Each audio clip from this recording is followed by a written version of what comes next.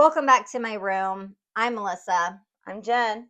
and we are going to talk about something that we recorded 2 weeks ago and have now set on it because we didn't like how it was. And we want to be real and honest with you when it comes to our sobriety. So we wanted to wait and refilm it. And got to be honest with you, I'm in a mood. So we were going to put it off. And then I said, no, I want to talk about it because mental health is important as well. And my sobriety goes in hand with that. So Absolutely. let's talk about it. I agree.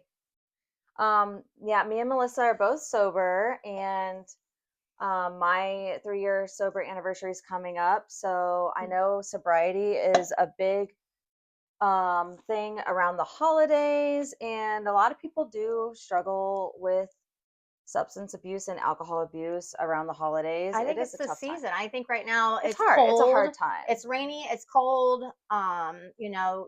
It's not it's not normal to go outside, but you're not outside. It's cold, it's miserable, and I think Yeah. that affects the weather affects me big Yeah. time.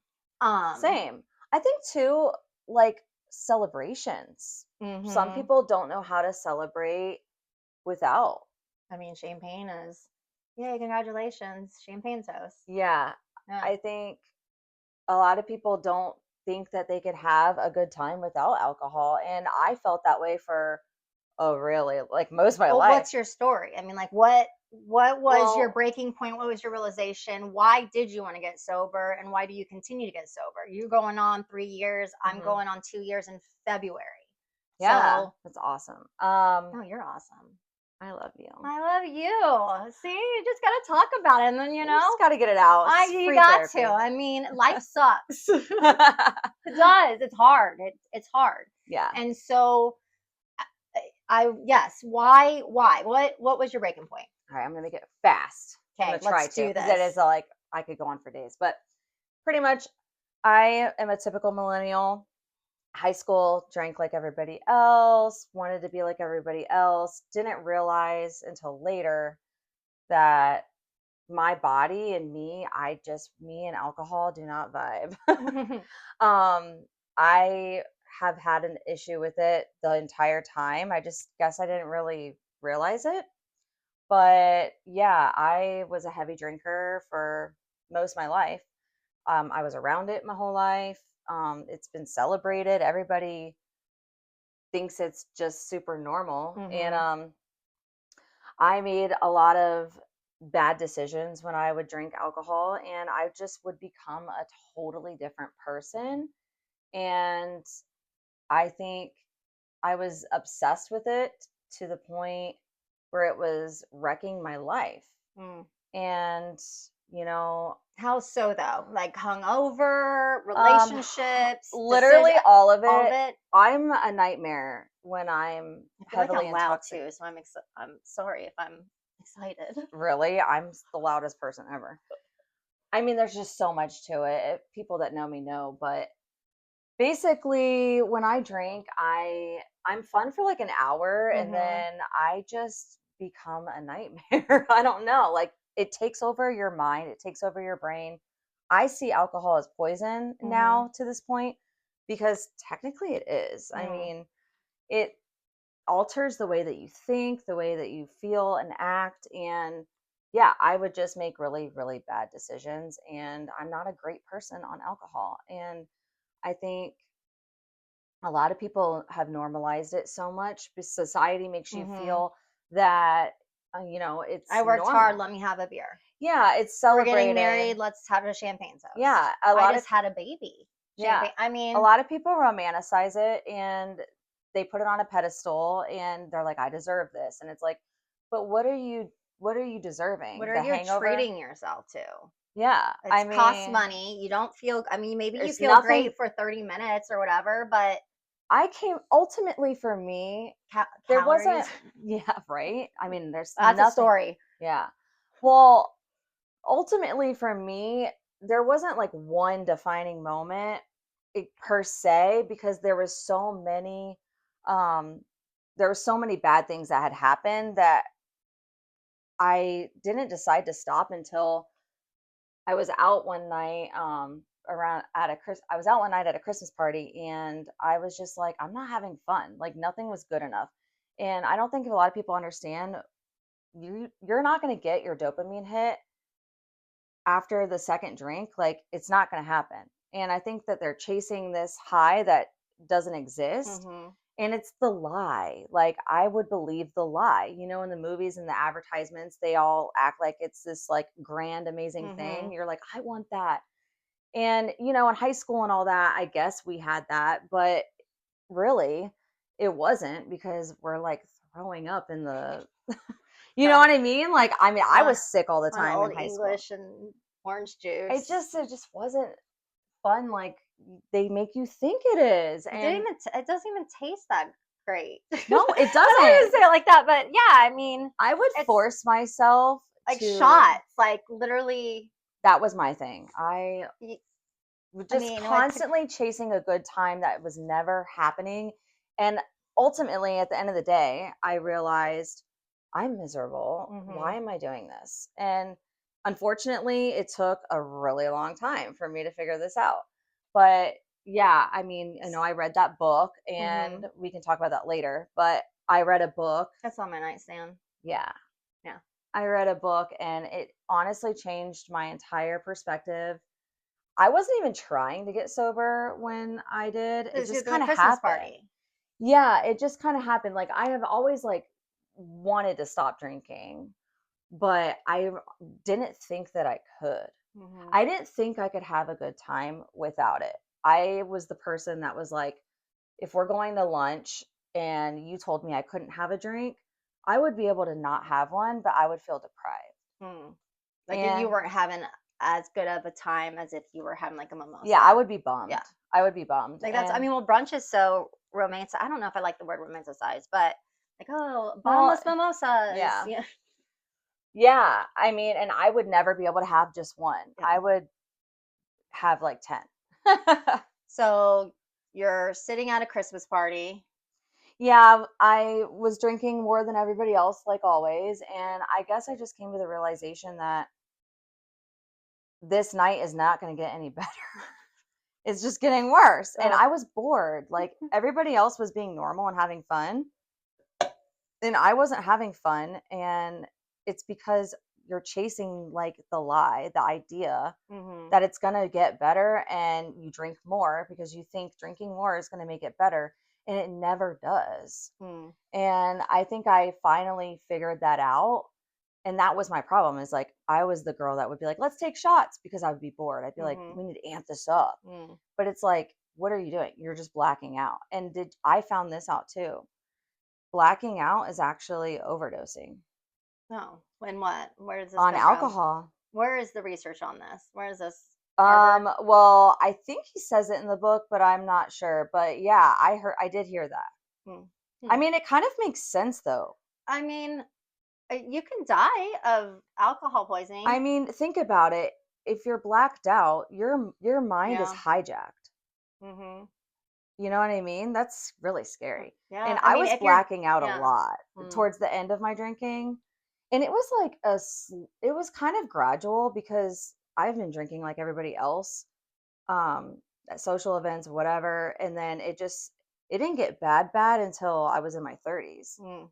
I mean, well, it was always bad, but you know what I mean? Like Mhm.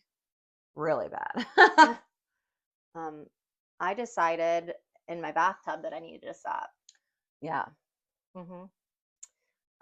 That's how I would rewind, or what is it? What's the phrase? You would Is it rewind?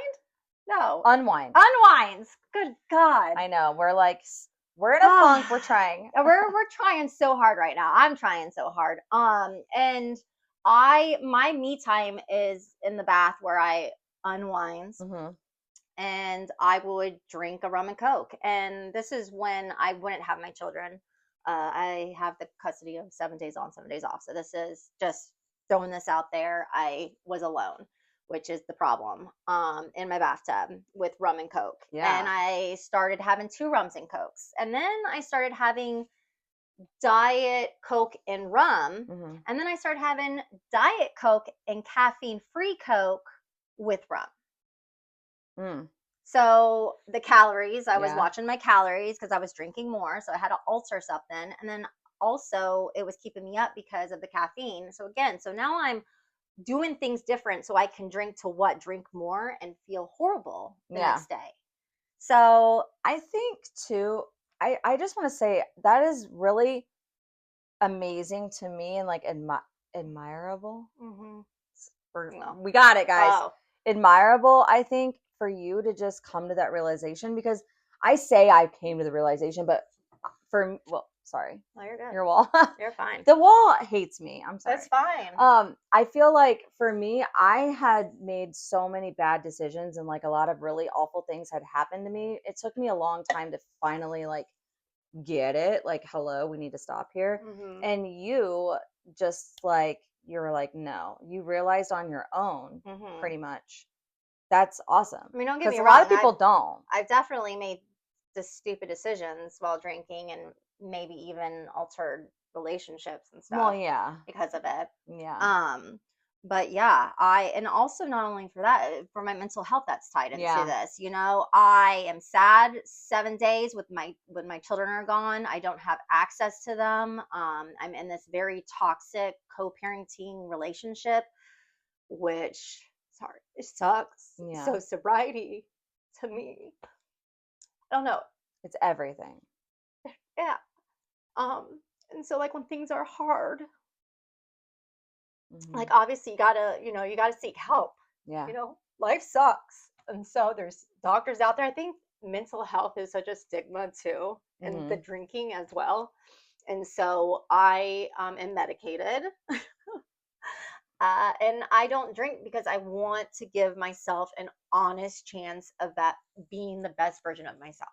Right. Not just for myself, but for my kids. I want to Absolutely. be the reliable parent. I want to be the sober one. I Yep. want to say something and stick to my guns and do it. I want Yeah. them to know that if mom says it, mom's going to make it happen. And those days where we, drink, or the nights that we drink, we're Yeah. not we're not ourselves, and they see it. No. They see it. I know. I mean, listen, that was another one for me. I'm just trying to like remember, like, there's so many reasons why I'm sober, but that's why it's like hard for me to pinpoint like one Mhm. thing. But when you talk about your kids, like, yeah, for me, when I quit, my son was young. Mhm. So thank God I quit when he was still like, they won't remember. Yeah. Well, Jace will never know, but thank God, because they do know. And that's another thing. Like, I was noticing people around me that were drinking in front of their kids. And my dad my dad has an alcohol problem, and I was around it my whole life. And I think that's Mhm. also um, why I didn't really think that it was that big of a deal, because it was kind of praised. Yeah. And it is praised in Mhm. society. And, you know, everyone just thinks it's so normal. I mean, really, if you And even just go out to eat, and you doesn't have it a few now drinks. that you're old, old, now that Yeah, you're we older, are old. you may are old. Now that you're older, you can see like there was parts of my childhood, and not saying that like my family was big drinkers, but Yeah. there were events that maybe they acted differently. Or I remember going to a party and a guy fell into the canal. And Wow. now looking back, it wasn't because he was drunk. And now it makes sense why. Yeah. And I mean, listen, everybody was having a good time, and this is us as children, yeah. They're sponges they're soaking it huge in. years when you're a kid. I mean, they know so much more than you think. And yeah, that was another thing for me. Like, my son was really young, but we were just now at that point seeing that he was regressing, and like Hmm. autism was kind of on the table. So in that moment too, I did have the realization, like, you can't be the mom of a special needs child and be an alcoholic. Like, you Yeah. need to get it together. And yeah, I didn't want that life for my son either. And I knew I had an issue. So it was, decision time. Hmm. And ultimately, thank God I made the decision, and thank God you did, because now, honestly, even though we're in a funk right now, Yeah, you can't like, tell. oh, Sobriety is amazing. yeah, no. Let's just talk about Well, no, that. if I wasn't sober, We're like, we're sad. Yeah. Sobriety's great, guys. if I was not sober, I would be crashed the fuck out right now. I wouldn't be here, I am Melissa. handling so much stuff right now, and Yeah. I put a smile on my face. And in here, it's like I need the help, and I need the aid, and I need the support. And that's not coming from alcohol. That's coming from going to a counselor, a therapist, medication. Like, I mean, what does alcohol really do for you? It does nothing. But the problem is we're told it does. It's a lie. Like, it'll make you feel better. Oh, you're nervous? Here, take. It's such a lie. If you're cold, take a shot of whiskey. Listen, I believe the lie. That's the thing. I was the girl that believed in Santa for like ever. Like, that was me. I will believe things. Oh, And I'm so, gullible. You tell me something, like, I'm going to believe you. I mean, Like, I'm not gullible, but I am. feel like I'm loyal to like the idea. You got something for me, I'm going to be like, Yeah. you know? Yeah. And that's what it was. Like, I literally thought that it was I was obsessed. I thought alcohol was just like everything, end all be all. I was like, no one's gonna I'm never gonna have fun again. Yeah. I really thought I was never gonna have fun, or that you were gonna be invited out places. Yeah, and you don't want people to be like, oh, she's got a drinking problem. Yeah. But honestly, I feel like sobriety is so like admirable. I just sometimes I tell people like, oh yeah, I don't drink, and it's not court ordered or anything. Like, it's my decision. But it's like, I just be like, I'll say different stuff. Like, sometimes I'll just be like, I'll burn this whole place down if you give me a drink. But it's the truth. Yeah, no, I will wreck my life in like less than an hour. I forget the girl on TikTok and like social media where she's like, if I have one margarita, I will burn this place down or get arrested. Welcome back. There was a little interruption. Melissa had to take a phone call, but we were talking about sobriety and mental health. And yeah, I was just telling Melissa really fast that we did a first episode on this, and I went into really deep detail about the last night I drank. And it was a good story, but it was just really long and a lot of unnecessary information. So I was trying to cut it really short when she just asked me, and I was like, was it too short? Well, I feel like the key points was you were at a Christmas party, and then you left that Christmas party to go and try to find something more fun than a Christmas party, and then you would continue to drink at whatever the function was, and then you went to another, and what you were saying was that was a typical kind of like a day for you, and so that's, I guess, the last time at the Christmas party was really... That was the last time I drank. It was a disaster at the end of the night. And that's the thing. It was always a disaster. Yeah. Like, my nights never ended on a positive note, ever. I guess it's just that time is when will it explode enough to say, hey, maybe I have an issue with this, because people take breaks, or like, oh, I can't believe I said that, I'm so sorry, like I'm, and then they give up drinking or whatever. I was tired of the apology tour. I had been doing this. I had been doing this for a really long time, and I had gotten in trouble with the law, and I've done a lot of really crazy things, and unfortunately, when you're dealing with addiction, it's not enough. And so everybody's like bottom, I guess you could say, is different. And I just think I do think it's kind of crazy that was my last night, because it really wasn't like the worst night I've ever had, because I've had way worse. I've done really stupid stuff. Nights. Stupid so decisions, I think for me, I guess I'm just going to wrap it up and just say, for me, I had been doing this for so long, and I was just like, I guess I came to the realization that you were not having fun. Oh, I was gonna say tired. I'm tired. Yeah, there it is. Tired. Like, it's not gonna change. Like, it's not gonna get better. Yeah. Like, you're not gonna find what are we doing? What you're seeking for. Yeah. Like, you're seeking something that doesn't exist. We are fed a lie by society is the whole point. Which we should cut this a little bit. We'll go into a second part, and we'll talk about the book. Yeah. Yes. Okay. I love that. I love how we're on the same page. We got it together. Hey. All right. Well, stay tuned for the next episode. Yeah. Hopefully you stayed around. Yeah, that It was made sense. yeah. Okay, All right. Until next time. let's go get the book.